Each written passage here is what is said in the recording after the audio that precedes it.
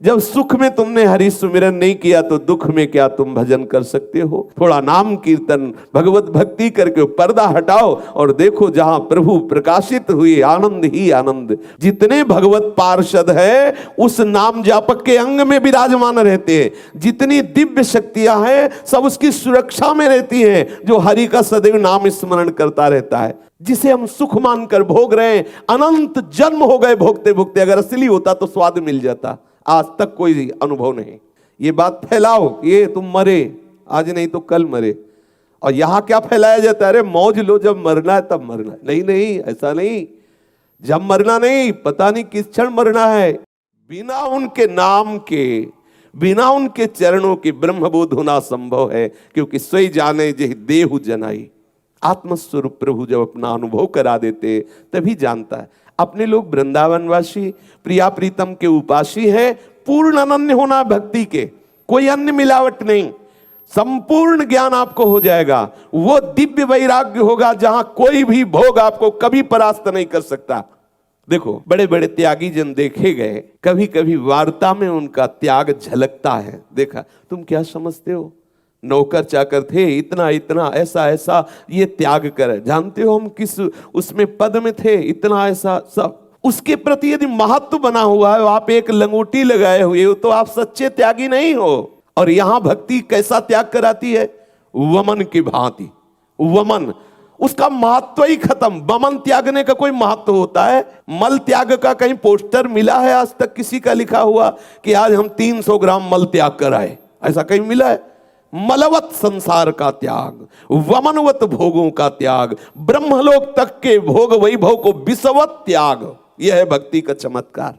ब्रह्मादिक के भोग सब विष सम लागता है। अभी पीछे चर्चा में सुना पूज्यपाद श्री रूप गोस्वामी सनातन गोस्वामी की महिमा का वर्णन श्री नाभा गोस्वामी जी कर रहे, तो बोले वमन उबांत की तरह, वमन की तरह उन्होंने भोगों को त्याग दिया। गोस्वामी तुलसीदास जी कह रहे, रमा बिलास राम अनुरागी तजत बमन जन जिमि बड़ भागी, कि वो उल्टी के समान, बमन के समान त्याग देते हैं। बहुत आनंद का विषय कि हमें भक्ति का मार्ग मिला है। पूर्ण अनन्य होने की जरूरत है, ये बात बैठा लीजिए। ना इसमें योग की जरूरत है, ना इसमें कर्मकांड की जरूरत है, ना इसमें ज्ञान कांड की जरूरत है। आप भक्ति का आश्रय लीजिए, सम्यक कर्मकांड प्रकाशित हो जाएगा। जब तक उपासक का शरीर स्वस्थ है, इंद्रियां बलवान हैं, तभी तक आप ऐसी स्थिति प्राप्त करने का उपाय कर लीजिए जो निरंतर भगवत चिंतन स्वाभाविक चलने लगे। यदि आप ऐसी स्थिति में विषय भोगों में समय नष्ट कर दें कि अभी तो यौवन अवस्था है, खूब खेलो कूदो, संसार के दृश्यों में आनंदित रहो, तो जब आपका शरीर रोग से ग्रसित होगा या किसी घटना से आपका शरीर किसी तरह अंग भंग हो गया, कोई भयानक आपके साथ विपत्ति आ गई, तो आप फिर भगवत स्मरण नहीं कर सकते। महापुरुषों के अनुभव हैं। अगर सुख में आपने हरि का स्मरण करने का अभ्यास नहीं किया तो दुख में नहीं हो सकता। जब आप देखो इस उपासना पद्धति में लगे हुए तो थोड़े थोड़े सी प्रतिकूलता हमारे चिंतन को खींच लेती है, तो जो भयंकर प्रतिकूलता आ जाए, कहाँ भजन रहेगा अपने लोगों में।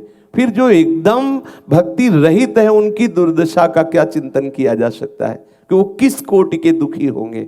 सावधान होकर के जीवन की धारा को स्वस्थ रहते हुए प्रभु में पूर्ण रूप से लीन कर दो, फिर कैसी भी परिस्थिति आवे कोई परवाह नहीं रहती। अभी सावधान।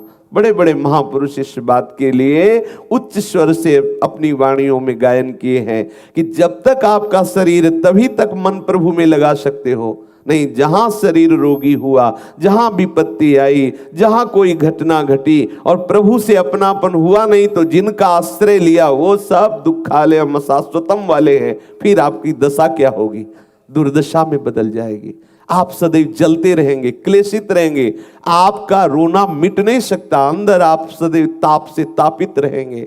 सावधान, ये मनुष्य जन्म केवल उस ताप से मुक्त होकर महाआनंद में डूबने के लिए है। ये जितने भोग विलास हैं ये प्रारब्ध के अनुसार अन मांगे आगे आवेगो जीव पल लागे पल को। श्री स्वामी हरिदास जी महाराज कह रहे हैं केवल आपका कर्तव्य है हरि भज छाण न मान नर तन को, मति बंछे रे मति बंछे तिल तिल धन को, अन मांगे आगे आवे गो जीव पल लागे पल को, कहे हरिदास मीच जीव आवे त्यो धन है आपन को, हरि भज रे छाण न मान नर तन को। इस मनुष्य शरीर को प्रभु ने केवल भगवद आनंद प्राप्ति के लिए दिया है, और विषय तो अपने आप आ जाएंगे, आप चिंता मत करो। वो कह रहे हैं योगक्षेमम वहाम्यहम्, आप उचित कर्तव्य कर्म करते हुए जिसमें भगवत विस्मरण ना हो, आप केवल अपनी भगवत यात्रा पूर्ण करने का चिंतन करो। वो योगक्षेमम वहाम्यहम्, अखिल लोकों का विश्वंभर ठाकुर आपकी अपने आप व्यवस्था करता रहेगा। सच्ची मानिए, ये सारी सृष्टि उसके संकल्प से चल रही है, आपका भी शरीर उसी के संकल्प से चल रहा है, लेकिन आप अहंकार से युक्त हो गए तो त्रिगुण से प्रेरित होकर शुभ अशुभ कर्मों के धारा में पड़ गए, बार बार जन्म बार बार मरण। यदि आप अपने अहम को प्रभु के चरणों में समर्पित कर दे तो यंत्र की भांति चेष्टा होती रहेगी, और आप उस कर्ता भाव के ना होने के कारण भोक्ता नहीं बनेंगे, आप जीवन मुक्त हो जाएंगे। हरिराम व्यास जी कह रहे, जब सुख में तुमने हरि सुमिरन नहीं किया तो दुख में क्या तुम भजन कर सकते हो, क्या तुम भगवत स्मरण कर सकते हो। उपासक को चाहिए कि सुख में ऐसी वृत्ति बना ले प्रभु के चिंतन की कि भारी से भारी दुख आने पर भी प्रभु का विस्मरण ना हो। जिस उपासक का सतत स्मरण चलने लगता है तो फिर हरि उसका भजन करने लगते हैं। भरत सरिस को राम सनेही, जग जप राम राम जप जेही। अगर भरत जी राम राम जप रहे तो राम जी भी जप रहे, भरत भरत श्री भरत श्री भरत। ये यथामाम प्रपद्यन्ते तास्ततयो भजाम्यहम्। जब आप अपने को पूर्ण रूप से प्रभु के चरणों में समर्पित कर दिया तो प्रभु अपने आप को आपको दे दिया। ऐसा कोई दानी नहीं है, इसीलिए अति उदार करुणा वरुणालय हमारे प्रभु हैं। अपने आप का दान कर देते, अपने आप को दे देते। तुम उनके सेवक बन जाओ तो कहते मैं तुम्हारा सेवक हूं, हाँ भक्तन को दास भगत मेरे मुकुटमणि। ऐसी स्थिति बना लो कि भारी से भारी विपत्ति में भी प्रभु का कभी विस्मरण ना हो। जो दुख सुख में प्रभु को कभी छोड़ता नहीं, कभी विस्मरण नहीं करता, तो प्रभु उसको कभी नहीं छोड़ते। और जब प्रभु हमारे हृदय में आ गए तो कौन सा दुख सुख स्पर्श कर पावेगा, क्योंकि आनंद समुद्र प्रभु है। जैसे क्षीर समुद्र में 2-4 ट्रक खटाई डाल दो तो फटने वाला थोड़ी है, 2-4 ट्रक, और एक ड्रम में एक बूंद खटाई डाल दो तो फट जाएगा। प्रभु आनंद समुद्र है, आनंद समुद्र हृदय में आ गया तो पूरा विश्व खिलाफ हो जाए और सब प्रतिकूलता निंदा दुख एक साथ टूट पड़े तो भी उस भक्त के हृदय में तनिक भी क्षोभ नहीं होगा।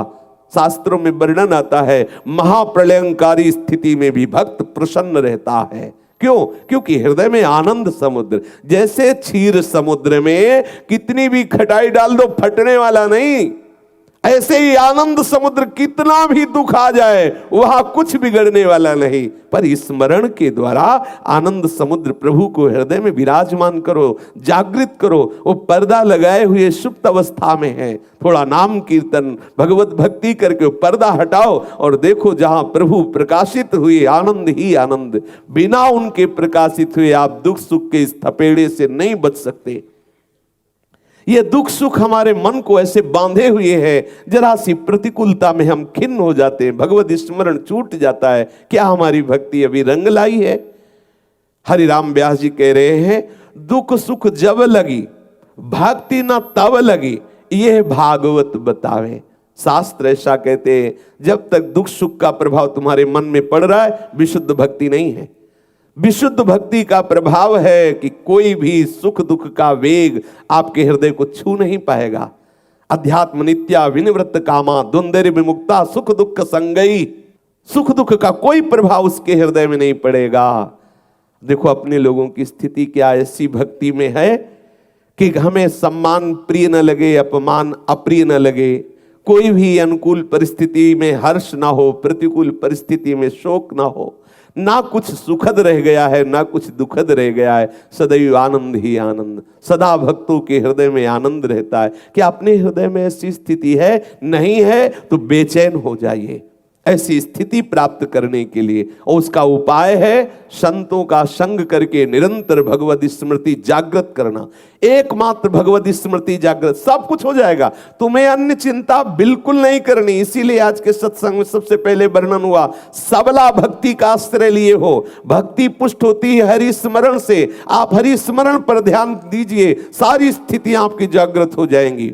एक जगह पढ़ा कि जितने सुदर्शन, जय विजय, नंद सुनंद आदि ये दिव्य सर्व सामर्थ्यशाली भगवत पार्षद हैं, जिसके मुख से निरंतर नाम चलता रहता है, ये सदैव उसके अंग में विराजमान रहते हैं।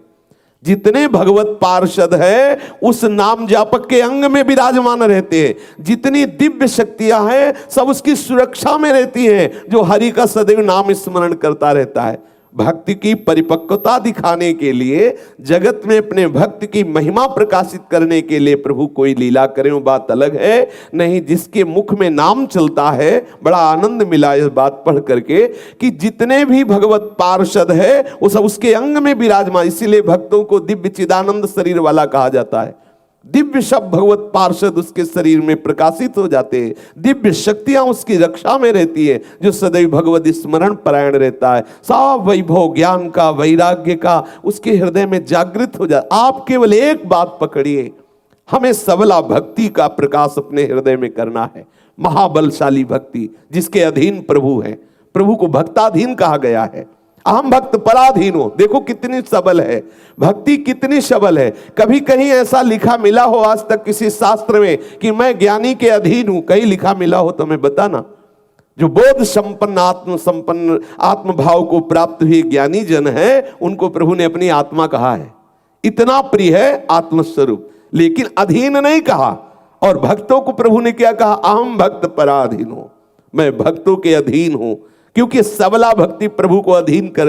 जब प्रभु अधीन हो गए तो कौन सा सूत्र, कौन से ऐसी देवी संपदा, कौन से ऐसे सद्गुण, कौन से ऐसी दिव्य शक्तियां हैं जो भक्त के अधीन ना हो। और भक्ति पुष्ट होती है अखंड स्मृति से। अखंड स्मृति, हम अखंड स्मृति नहीं कर पा रहे, इसलिए उसको हम अभ्यास में बांट देते हैं। इतनी देर नाम कीर्तन, इतनी देर अमुक अमुक, ऐसे करके पूरे समय को ऐसी नियमावली में बांध देते हैं जहां एक क्षण भी हमें प्रभु के विलग कोई ऐसी क्रिया, कोई ऐसे बोलना, कोई ऐसी चेष्टा, कोई ऐसा चिंतन न रह जाए। तभी भक्ति का प्रादुर्भाव होता है। कोई भी सुख दुख विचलित नहीं कर सकता, क्योंकि है ही नहीं। स्वाप्निक सुख दुख की सत्ता नहीं है। इसे जो हम सत्य माने हुए हैं, ये हमारे ऊपर प्रभाव डाल रहा है। जिस दिन ऐसा मान लोगे कि इसकी सत्ता ही नहीं, प्रभाव बिल्कुल नहीं होगा। सच्ची मानिए। जब हम किसी वस्तु को सत्य मानकर उसको उठाते हैं तो सुख होता है। जब मान लेते हैं झूठी है, ये व्यर्थ है, ये नकली है, उसी समय छोड़ देते हैं। ये सारा संसार नकली है, जिसे हम सुख मानकर भोग रहे हैं। अनंत जन्म हो गए भोगते भोगते। अगर असली होता तो स्वाद मिल जाता। आज तक कोई अनुभव नहीं। वही बस भोगने की लालसा, बार बार भोगने की। कब तक भोगते रहेंगे? प्रहलाद जी कह रहे हैं, चबाए हुए को चबा रहे हैं, भोगे हुए को भोग रहे हैं, पिसे हुए को पीस रहे हैं। महाराज, आपकी कृपा के बिना कैसी दुर्दशा जीव की है। सावधान हो जाइए। दुख सुख का ये अनुभव करने वाला मन जब तक सावई मना कृष्ण पदारविंदयो, तब तक बचत होने वाली नहीं। इस संसार चक्र के पिसने से हम बच नहीं सकते। हमारा मन तदाकार हो जाए, सच्ची बात मान लीजिए। और बहुत सरस है भक्ति, ज्यादा प्रयास करने की आवश्यकता नहीं है, क्योंकि इसमें प्रभु का सहयोग होता है। इसमें प्रभु कृपा करके वैष्णव स्वरूप से, संत स्वरूप से, गुरुदेव स्वरूप से हाथ पकड़ लेते हैं। तेसा महम समुद्धरता मृत्यु संसार सागरात। और ज्ञान में स्वयं चलना होता है। अगर चूक गए तो गिरे। ज्ञान का पंथ कृपान के धारा, परत खगेश लगे नहीं बारा। और यहां करो सदा तिनके रखवारी, जिम बालक राखे महतारी। भागवत में एकादशी स्कंद में योगेश्वर जन कह रहे हैं, आंख मूंद के दौड़े तो भी नहीं गिरेगा, क्यों? हरि पकड़े रहते हैं। आंख मूंद के दौड़ने पर भी भ्रष्ट होने के चांस नहीं। और भागवत में ही ब्रह्मा जी कह रहे हैं, मैंने देखा है बड़ी बड़ी ऊंची स्थितियों को प्राप्त को भ्रष्ट होते हुए। ब्रह्मा जी कह रहे हैं, ब्रह्म स्तुति में कह रहे हैं, मैंने देखा है उनको जो अपने ज्ञान के अभिमान में, उनको गिरते हुए देखा है। इसलिए प्रभु की भक्ति का आश्रय, भक्ति का स्वरूप है निरंतर सुमिरन। हरिराम ब्यास जी कह रहे, दुख सुख जब लगी भक्ति न तब लगी, यह भागवत बतावे। जब तक दुख सुख के तुम भोक्ता बने हुए हो तब तक तुम्हारे हृदय में विशुद्ध भक्ति जागृत नहीं हुई। विशुद्ध भक्ति जागृत हो जाएगी तो दुख सुख का कोई भी प्रभाव आपके हृदय में नहीं पड़ेगा। एक भक्त के चरित्र को पढ़ा, वो अपने जप संख्या में बैठे हुए थे। कुछ भक्तों के नियम होते हैं, ठाकुर की इतनी दंडवत करनी है, ठाकुर का इतना नाम जप करना है, इतनी परिक्रमा करनी है, इतना पाठ सुनाना है, वो एक नियम होता है। तो वो जप नियम में बैठे हुए थे। एक ही पुत्र था, सूचना मिली कि पुत्र पधार गया है। तो उनका पधार तो गया ही है, अब हम जप में हैं, पूरा जप हो जाए तब कोई फर्क नहीं। जब पूरा जप हुआ, आराम से उठे, नाम कीर्तन करते हुए अंतिम संस्कार किया। लोगों ने कहा कि आपको रोना नहीं आ रहा? बोले क्यों रोना आवे? रोना तब आता है जब अपनी कोई वस्तु जाए। अरे वो प्रभु का था, प्रभु जितने समय के लिए सेवा के लिए भेजे थे उतने समय के लिए आया, फिर गया प्रभु के पास। हमें क्यों रोना? वो हमारा होता तो रोते, वो तो प्रभु का है। ये भक्ति होने के कारण दुख सुख का कोई प्रभाव नहीं पड़ता। सच्ची मान लीजिए, भारी से भारी दुख भी उसके लिए आनंद का विषय होता है, क्योंकि दुख सुख का भोक्ता मन प्रभु के चरणों में लगा होता है। यदि हमें दुख सुख व्याप रहा है तो अभी विशुद्ध भक्ति नहीं आई। ये हृदय में देख लीजिए। अगर हमें अनुकूलता प्रतिकूलता व्याप रही है, मान सम्मान व्याप रहा है, निंदा स्तुति व्याप रही, तो अभी भक्ति नहीं आई। विशुद्ध भक्ति का स्वरूप यही है। दुख सुख का, मान अपमान का, निंदा स्तुति का प्रभाव नहीं पड़ता। सेवक जी ने कहा, शत्रु मित्र सम जानी, मान मान अपमान सम, दुख सुख लाभ न हानि, यह जो कृपा हरिवंश की।